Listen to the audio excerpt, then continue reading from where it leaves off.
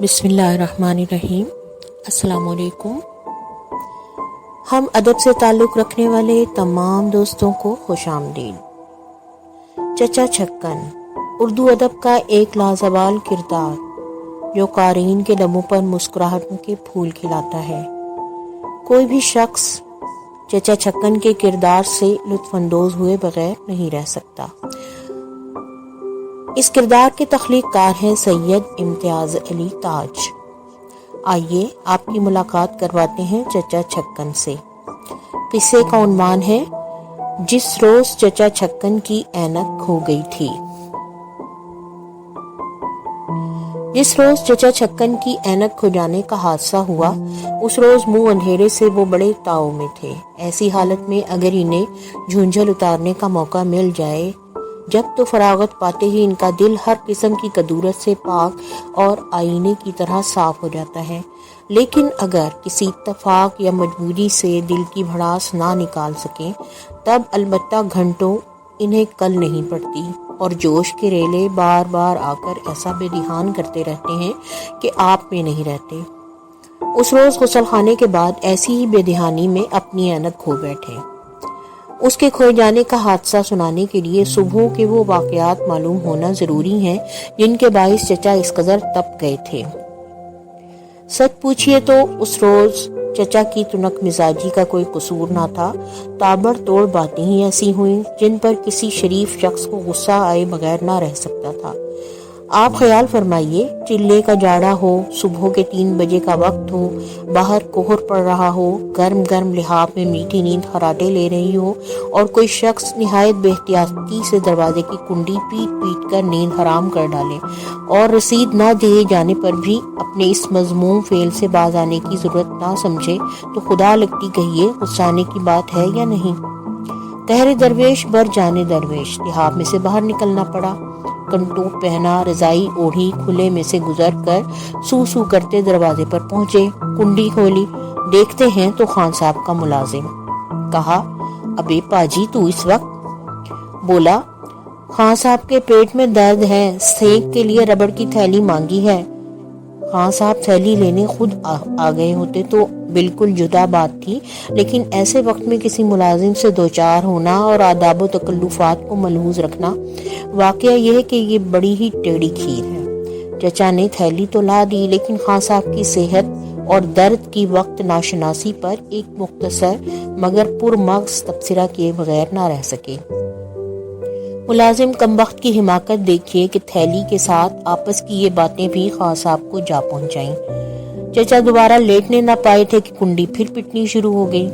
بہت دیر تک انجان بنے رہنے پر بھی گولہ باری تمام نہ ہوئی تو اس کے سوا چارہ نظر نہ آیا کہ بعض ناگفتہ بے الفاظ کہہ کر دل کا غبار نکال لیں اور لحاف پھر اوپر سے الٹ ڈالیں۔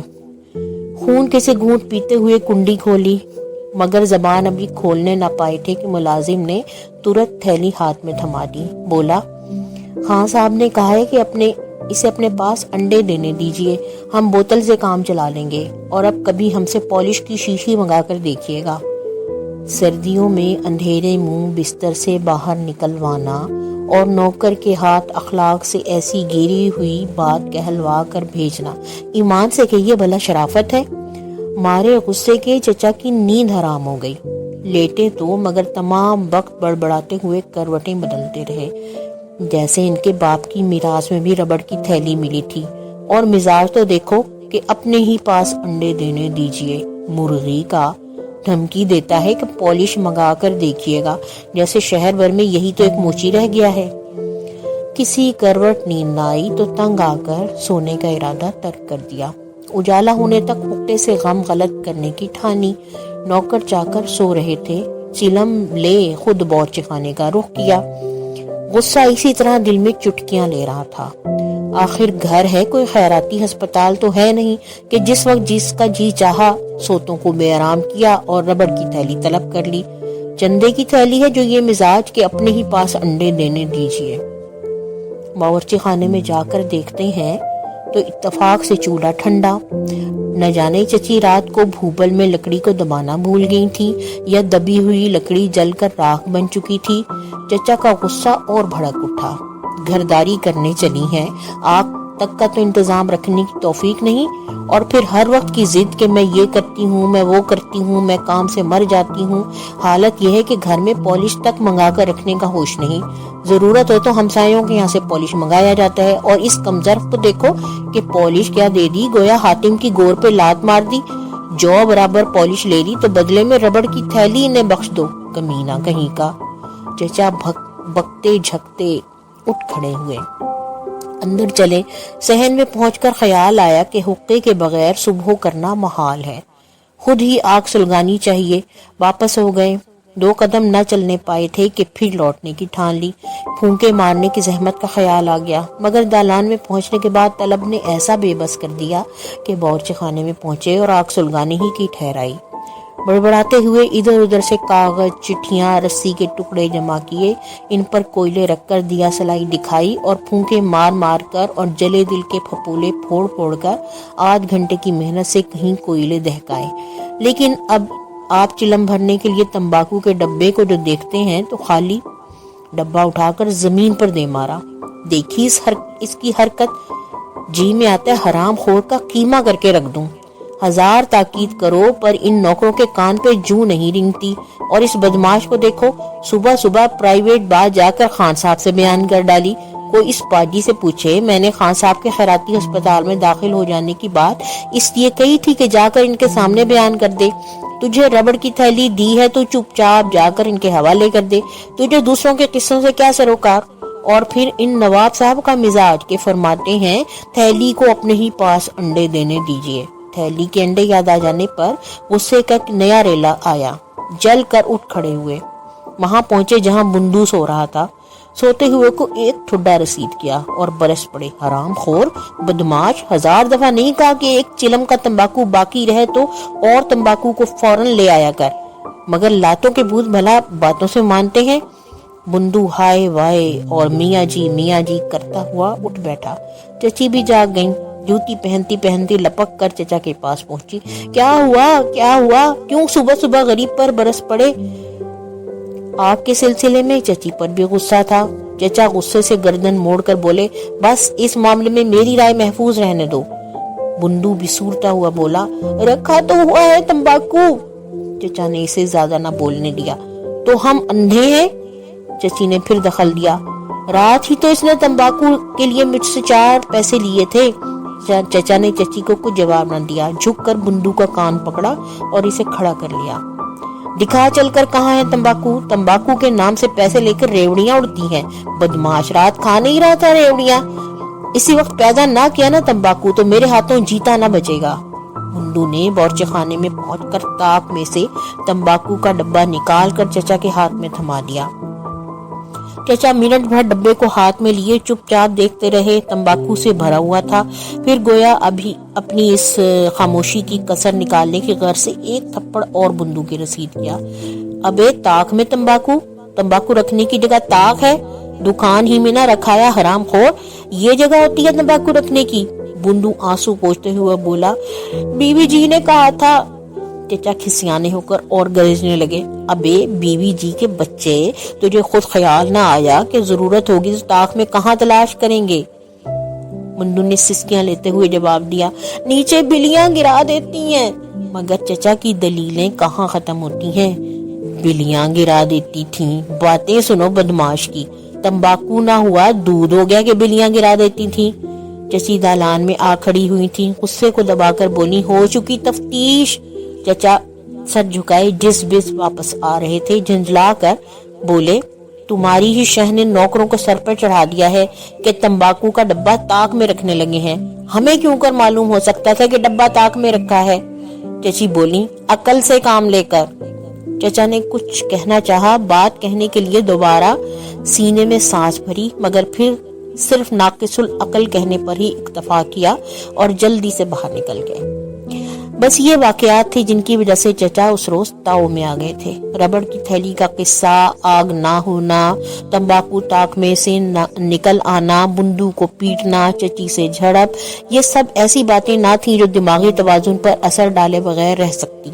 صبح سے جو دیوان خانے میں گھسے تو گھنٹوں باہر نکلنے کا نام نہ لیا۔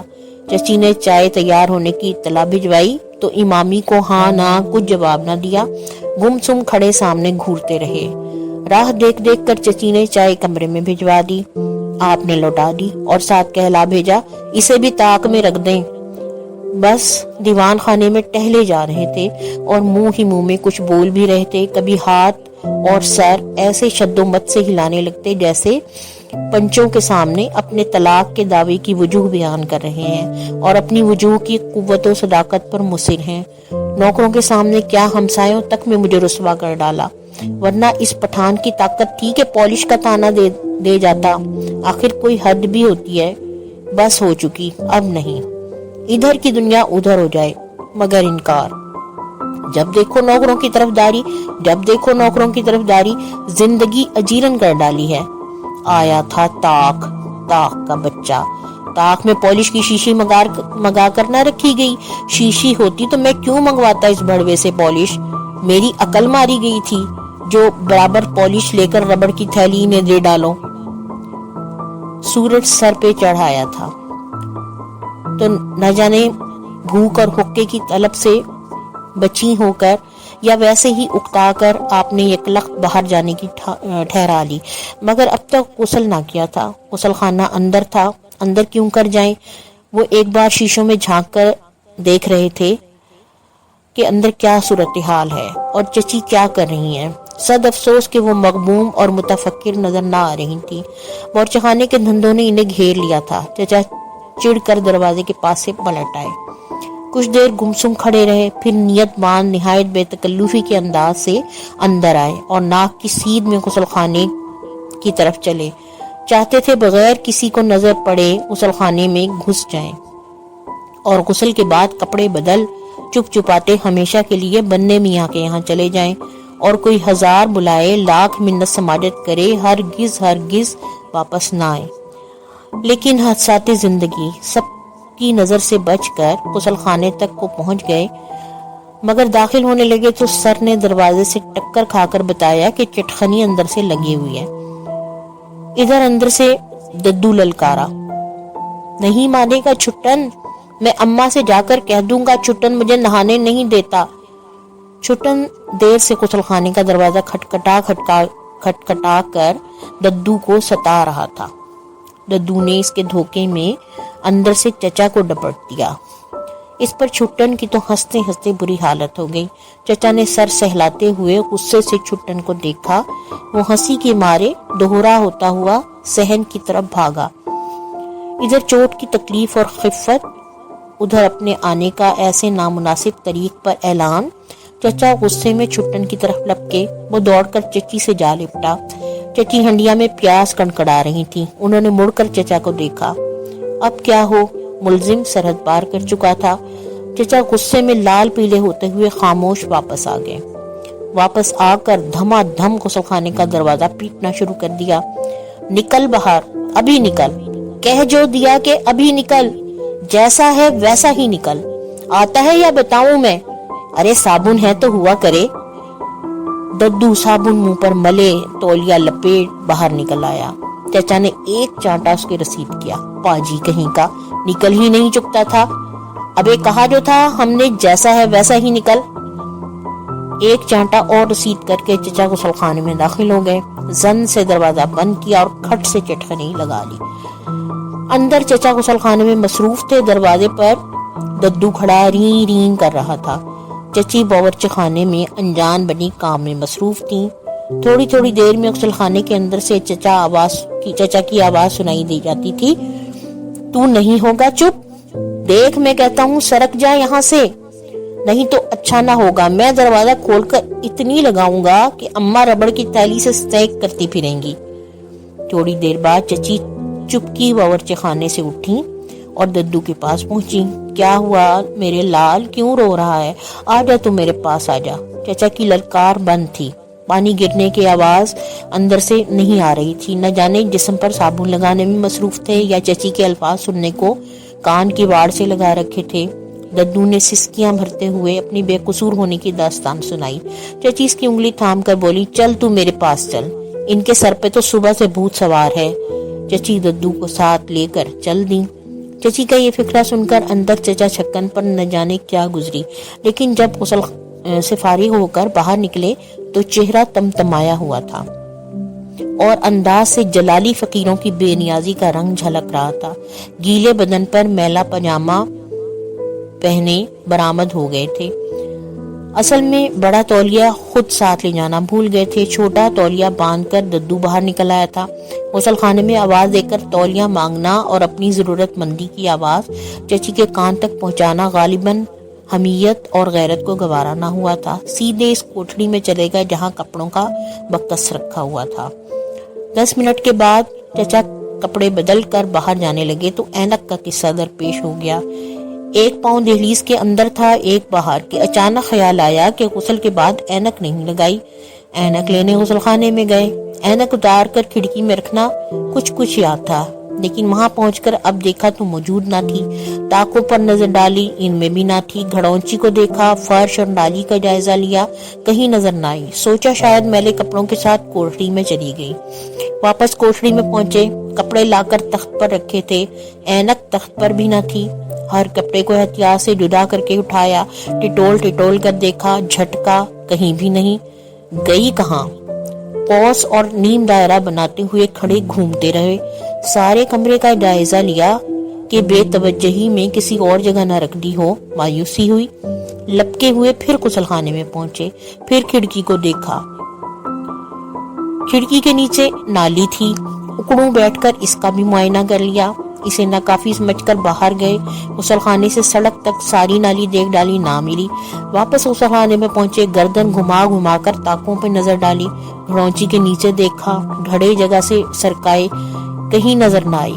ذرا دیر پریشانی کے آلے میں کھڑے سر کو کھجاتے رہے. عجب تماشا ہے. لپکے ہوئے پھر کوٹھڑی میں پہنچے. میلے کپڑے باری باری پھر اس زور سے جھٹکے کہ اینک کیا سوئی بھی لگی ہوتی تو الگ ہو کر گر پڑتی. لا حول ولا قوت الا باللہ. یکلخت نیا خیال سوجا. بھاگے ہوئے پھر غسل خانے میں پہنچے. لوٹا اٹھا کر دیکھنے سے رہ گئے تھے. وہاں بھی کچھ نہ نکلا. آخر ہوئی کیا؟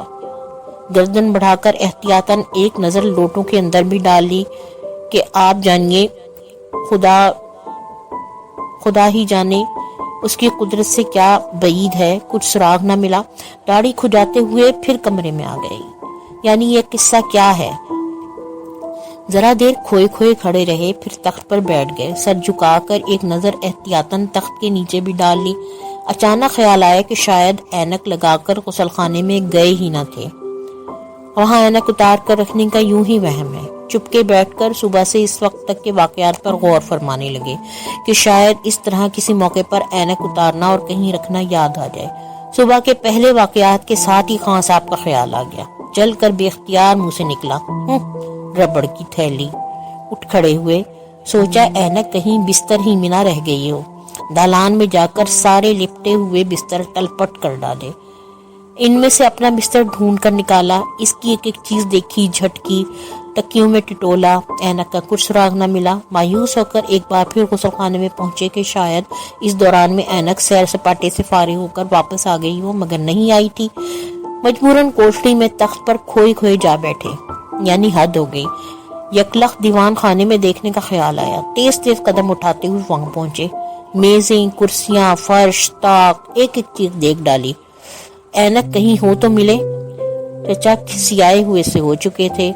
کیا واہیات ہے. بے اختیار جی چاہتا تھا کہ نوکروں اور بچوں کو امداد کے لیے پکاریں, لیکن حالات اجازت نہ دیتے تھے. چچی سے نوک جھونک ہونے کے بعد نوکر اور بچے چچی کی رعایا معلوم ہونے لگتے تھے. ان سے امداد طلب کرنے میں ہیٹی ہوتی تھی. پریشانی کے عالم میں یوسف بے کارما سے پھر رہے تھے. دماغ ایک ہی ادھیڑ بن میں مصروف تھا کہ اور کس جگہ گئے تھے. ممکن ہے اینک وہاں چھوڑ آئے ہوں. اچانک بورچے خانے کی یاد آئی. وہ طاق والا واقعہ, بنڈو کی حماقت, چچی کا نامناسب رویہ. دل نے کہا اینک ضرور بورچے خانے میں ہے. आग सुलगाते हुए उतार कर रख दी होगी, उठाने का ख्याल नहीं रहा होगा। एक चोर नजर चची पर डाली। वो हंडिया में कफगीर चला रही थी।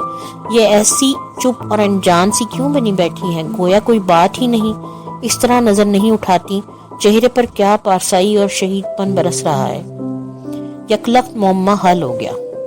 भटियारा है, नमाजी तो जरूर है, दगाबाजी छुपा रखी हुई है। ऐनक इन्हीं के पास है। जब तो बेनियाजी का ये आलम कि आखिर हार झक मारकर मांगने आएगा।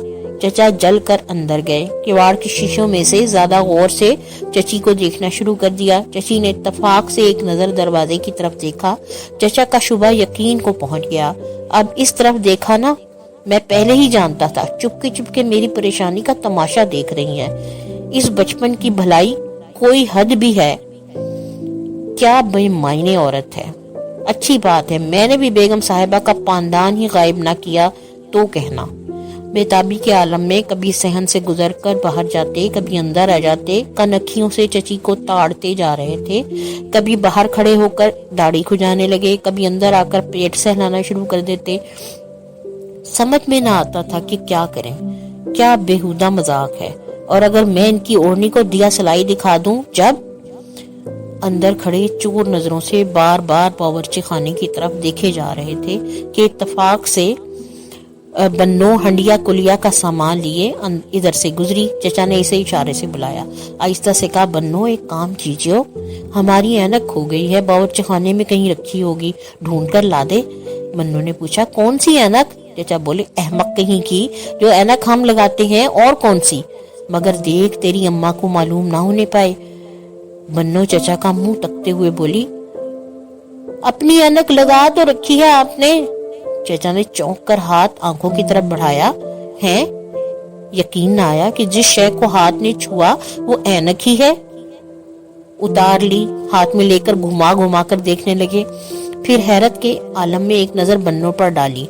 ये यही थी, कब लगाई थी हमने? बन्नो को हंसी का कहकहा छूट गया और अम्मा अम्मा करती हुई ये बात सुनाने बावर्ची खाने को चली। चचा ने लपक कर पकड़ लिया। है क्या हुआ? कहाँ चली? गुलाब जामुन खाएगी? वो बात तो हमने मजाक में की थी, पागल कहीं की। इसमें अम्मा को सुनाने की क्या बात? दीवानी हुई है? क्या लाई तेरे लिए बाजार से? थप्पड़ मारूंगा मैं, बन्नो ने कहका और अम्मा अम्मा की रट बंद ना की तो चचा ने गुस्से में से धक्का दिया। वो गरीब गिर कर रोने लगी। चचा जल्दी से बाहर निकल गए। शाम को चचा घर आए तो लदे फंदे थे। एक हाथ में मिठाई की टोकरी, दूसरे में कचौरियों की। दरवाजे में कदम रखते ही बच्चों को पुकारना शुरू कर दिया। ऐसे खुश गोया सुबह कुछ हुआ ही न था। सबको लेकर पलंग पर बैठ गए। मिठाई और कचौरियों में से दद्दू और बन्नो को औरों से ज्यादा हिस्सा मिला। चची का हिस्सा इनके बावर्ची खाने में भेज दिया। फरागत पाने के बाद बुंदू को लेकर डेवड़ी में चले गए। इससे कहा, बुंदू यार, ये तो लो तुम एक आना, और अगर एक काम करो तो 54 इनाम। खान साहब नुक्कड़ की दुकान पर हजाम के यहाँ खत बनवाने आया करते हैं। बाइसिकल अपना बाहर रख जाते हैं। आप अब के आए तो चुपके से जाकर इनकी साइकिल में पंक्चर कर दीजिए।